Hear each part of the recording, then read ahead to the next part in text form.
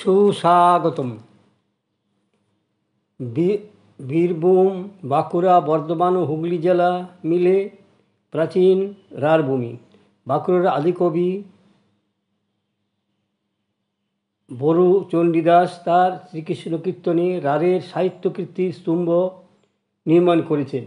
কৃত্তিবাস, মালাধর বসু, কবি কঙ্কন মুকুন্দরাম চক্রবর্তী, দাশরথের পাঁচালী, কাশিরাম, প্রেমদাস, ভরতদাস, নীলকণ্ঠ, মতিলাল প্রমুখ প্রাচীন কবিরা এই রাঢ়ের কীর্তি সন্তান। এদের প্রতিভা এখনও ঈর্ষণীয়। পঞ্চদশ শতাব্দী থেকে ঊনবিংশতি পর্যন্ত বহু কবি সাহিত্যিক এ ভূমিকে গৌরবান্বিত করেছেন। এদের মধ্যে বিশ্ববিশ্রিত পণ্ডিত হলেন গণরাম চক্রবর্তী।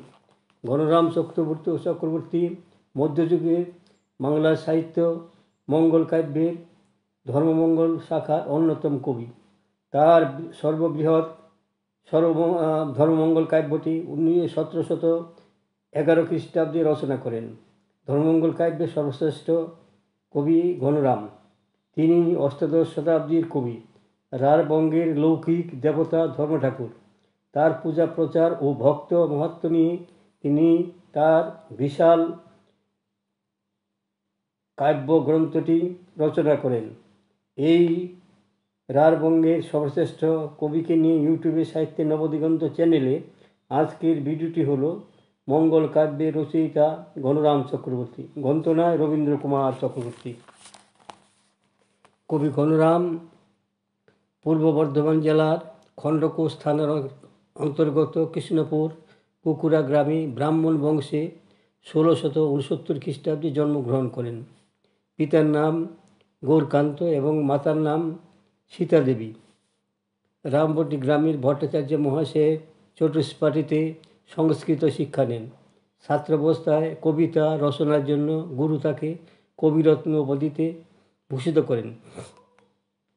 তৎকালীন বর্ধমান রাজ কীর্তিচন্দ্রের সমসাময়িক ছিলেন তিনি। তার কাব্য মধ্যে বহু জায়গায় তার নাম উচ্চারিত হয়েছে। কবি রামভক্ত ছিলেন, তার পরিচয় মেলে তার ভণিতার মধ্যে। তার কাব্যভাষায় রায় গুণাকর ভারতচন্দ্রের পূর্বাভাস লক্ষ্য করা যায়।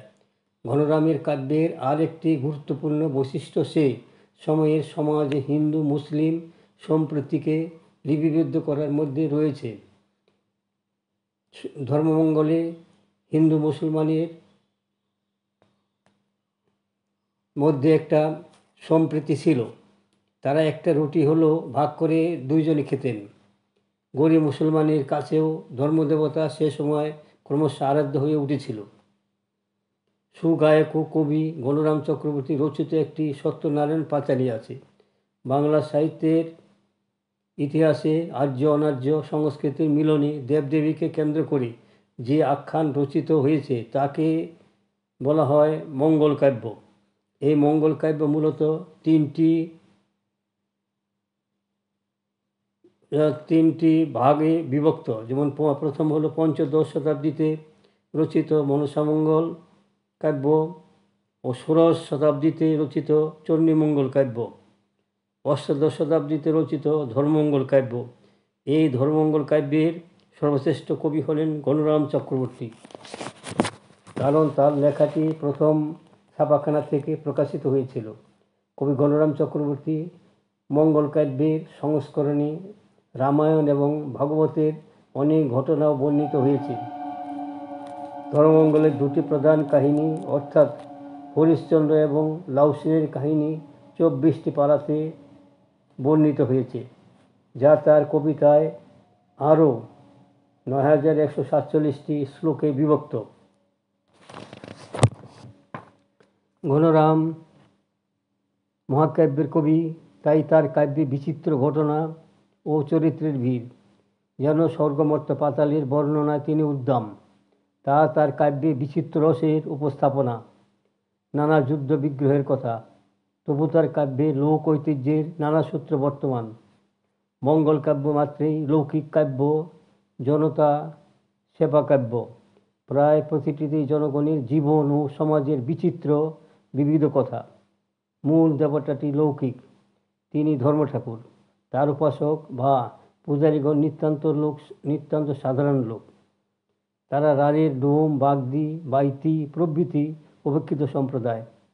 তার নৈবেদ্য নিতান্ত সাধারণ দুধ ও ফলমূল, অথচ তিনি লোক বিশ্বাস অনুসারে সন্তানদাতা দেবতা, শত্রু নিধনের দেবতা, অসম্ভব কর্ম সম্পাদনের দেবতা। তাই তার পূজার আচার কৃতজ্ঞ ভক্তদের ভক্তিভাব বা কৃচ্ছ সাধন একেবারে লৌকিক রীতির।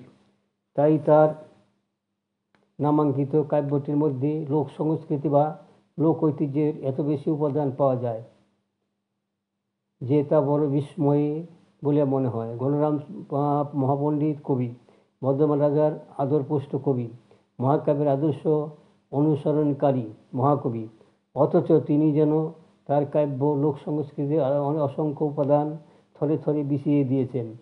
তাই সন্দেহ নেই যে একালে লোক সংস্কৃতি বিজ্ঞানীরা তার কাব্য থেকে বহু শ্রেণীর লোক সংস্কৃতির অনবদ্য উপাদান সংগ্রহ করতে পারবেন। মধ্যযুগের বাংলা সাহিত্যের অন্যতম শ্রেষ্ঠ কবি ছিলেন তিনি। আর্তনাদকে তুলে ধরেছেন। তার রচিত শিল্পের বিচারে তার 85টি প্রধান কাব্য শ্লোক রচনা করেছিলেন। তবু সমকালীন মঙ্গল কাব্যে নির্দিষ্ট কাঠামোর মধ্যে বিচিত্র কল্পনা বর্ণনা সমাবেশে জীবন দর্শনগত উচ্চকুটির ভাব কল্পনা প্রকাশ পেয়েছে। তিনি এক উল্লেখযোগ্য কবি। পণ্ডিত গণরাম চক্রবর্তী ছিলেন জ্ঞানী পণ্ডিত ব্যক্তিত্ব। সংস্কৃত সাহিত্য অলঙ্করণের পাশাপাশি দেশীয় ভাষার ক্ষেত্রেও তিনি অসামান্য জ্ঞান ও দক্ষতার পরিচয় দিয়েছেন।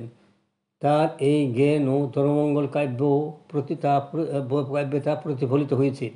গণরামের কাব্যের নাম অনাদিমঙ্গল, তবে অনেক ক্ষেত্রে ধর্ম সঙ্গীত, মধু ভারতী প্রভৃতি নামও ব্যবহার করেছেন তিনি।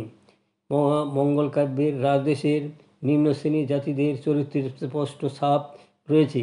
এই কাব্যের পটভূমিতে রাঢ়বঙ্গের ইতিহাস, সমাজ, রাষ্ট্র ও জীবনের সুচিত্র ফুটে উঠেছে। বন্ধুগণ, আমার এই সংক্ষিপ্ত ভিডিওখানি এখানেই শেষ করলাম। যদি আপনাদের সাবস্ক্রাইব শেয়ার করার জন্য আপনাদের কাছে অনুরোধ রইল।